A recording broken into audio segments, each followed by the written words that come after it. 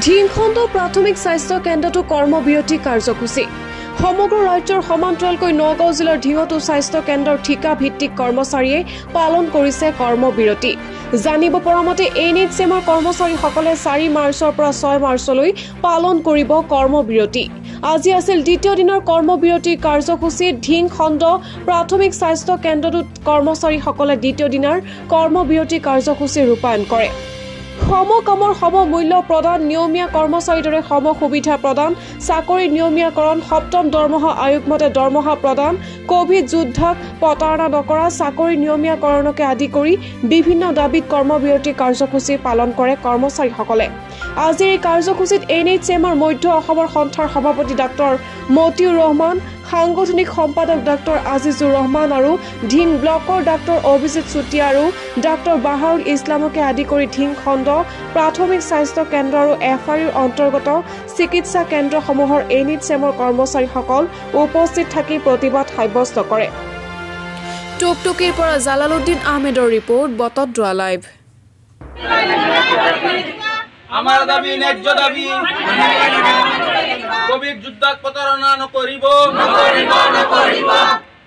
আমার দাবি মানিল উই need 7K commission আমার সম অধিকার আমার সম অধিকার pay for equal work pay for equal work NHM কর্ম আমাৰ এনএইচএম কৰ্মচাৰীসকলে ইমান দিনে 2006 চনৰ পৰা ইমান কষ্ট কৰি আহিছে দিনে নিশাই একাকাৰ কৰি কষ্ট কৰি আহি আছে এতিয়া আমাৰ নতুনকৈ ছোৱালীবিলাকক ৰেগুলাৰ কৰি আছে আমি ইমান বছৰ ধৰি কাম কৰি আছোঁ আমাক ৰেগুলাৰ কৰা নাই আমি কোভিডৰ সময়ত দিনে নিশাই কিমান কষ্ট কৰিছোঁ আমাৰ বাচ্চাবিলাকক গাখীৰ নোখোৱাই ফিল্ডত ডিউটি কৰিছোঁ ঘৰে ঘৰে গৈ কোভিড টেষ্ট কৰিছোঁ কোভিডৰ বেজি দিছোঁ ঘৰে ঘৰে গৈ পেলাই কিন্তু আমাক চৰকাৰে আজিলৈকে চকু মেলি নাচায় আমাৰতো ইমান হেৰি টকা পইচা নাই বেমাৰ হ'লে আমি ট্ৰিটমেণ্ট কৰিব নোৱাৰোঁ আমাৰ চাকৰি 7P কমিশ্যন দিব লাগে আমাৰ চাকৰি নিয়মীয়াকৰণ কৰিব লাগে আমাৰ ভৱিষ্যত চাকৰি সুৰক্ষিত কৰিব লাগে ডেথ বেনিফিট দিব লাগে আমাৰ বেমাৰ হ'লে আমাৰ মেডিকেল ৰিম্বাৰ্চমেণ্ট দিয়ে পিছত দিয়ে কিন্তু আমাৰতো হাতত ইমান পইচা নাথাকে এক্সিডেণ্ট হ'লে 4-5 লাখ টকা যায় কিন্তু আমি সেইখিনি পইচা ক'ৰ পৰা দিওঁ আমি ট্ৰিটমেণ্ট ল'ব নোৱাৰোঁ এনেকুৱা জৰুৰত পৰিছোঁ গতিকে চৰকাৰক আমি হাত জোৰ কৰি কৈছোঁ যে আমাক যিখিনি দিব লাগে চৰকাৰে অলপ চকু মেলি চাই যাতে মুখ্যমন্ত্ৰী মহোদয়ক মই বাৰে বাৰে অনুৰোধ কৰিছোঁ যে আমি কাম কৰা মানুহৰ প্ৰতি অলপ সঁহাৰি জনাওক অলপ চকু মেলি চাওক অলপ আমাৰ প্ৰতি হেৰি কৰক যে অলপ দয়া উপজক যাতে আমি অলপ লাভৱান হ'ব পাৰোঁ আমি অলপ মানে অলপ ৰেগুলাৰ কৰ্মচাৰীৰ দৰে অলপ চলিব পাৰোঁ ল'ৰা ছোৱালীক ভাল স্কুলত পঢ়াব পাৰোঁ যাতে আমি অলপ ভালদৰে চলিব পাৰোঁ ভালকৈ ডিউটি কৰিব পাৰোঁ মনবিলাক ফ্ৰেছ হৈ থাকে যাতে আমি চৰকাৰক বাৰম্বাৰ অনুৰোধ জনাই আহিছোঁ যাতে আমি ভালকৈ বাৰে বাৰে আন্দোলন কৰিব নালাগে যাতে ইয়াতে এইবাৰ চৰকাৰে আমাৰ ফালে চায় সেইকাৰণে মই অনুৰোধ জনাইছোঁ আজি আমি ইয়াত এনএইচএম কৰ্মচাৰীসকল ইয়াত আমি কৰ্মবিৰতি পালন কৰি আছোঁ গোটেই সময়তে কৰিছে আমাৰ ইয়াত মূল কেইটামান উদ্দেশ্য আছে প্ৰথম হৈছে আমাৰ চাকৰি নিয়মীয়াকৰণ কৰিব লাগে দ্বিতীয়তে আপোনালোকে চাওক গোটেই অসমত বহুত হস্পিটেল আছে ৰিভাৰ এমপিএছচি বহুত হস্পিটেল আছে যিবিলাক এনএইচএম কৰ্মচাৰীৰ দ্বাৰা চলি আছে এনএইচএম কৰ্মচাৰী কমপ্লিটলি যদি কাম বন্ধ কৰি দিয়ে নহয় বহুত হস্পিটেল একদম 1% আমাৰ হেৰি কোনো ছাৰ্ভিচ নচলিব গতিকে আমি চৰকাৰী যিসকল কৰ্মচাৰী আছে তেওঁলোকেও যিমান কষ্ট কৰি আছে সেই সেম কষ্ট আমি কৰি আছোঁ কিন্তু আমাৰ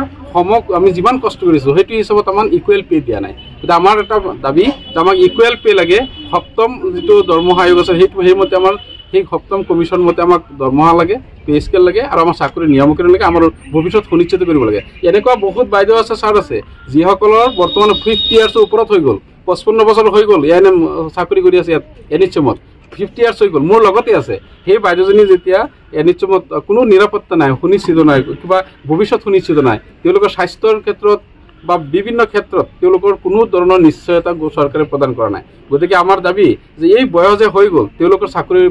পে স্কেল দিব লাগে আৰু নিয়মীকৰণ কৰিব লাগে আৰু আমাৰ CM ছাৰে যিটো কথা 17 চনত কৈছিলে অজিত কুমাৰ বৰুৱা ছাৰৰ লগত যে আমাৰ বিভিন্ন ধৰণৰ মানে ক্ষেত্ৰত আমি তেওঁলোকক নিয়মীকৰণ লাহে লাহে ষ্টেপ বাই ষ্টেপ কৰি দিম, কিন্তু সেই কথা তেওঁ ৰাখিব লাগে, কাৰণ তেওঁ এজন দক্ষ মিনিষ্টাৰ CM, গতিকে তেওঁ এইটো আমাৰখিনি কিয় কৰিব নোৱাৰে, আমাৰ ফালে কিয় চকু দিয়া নাই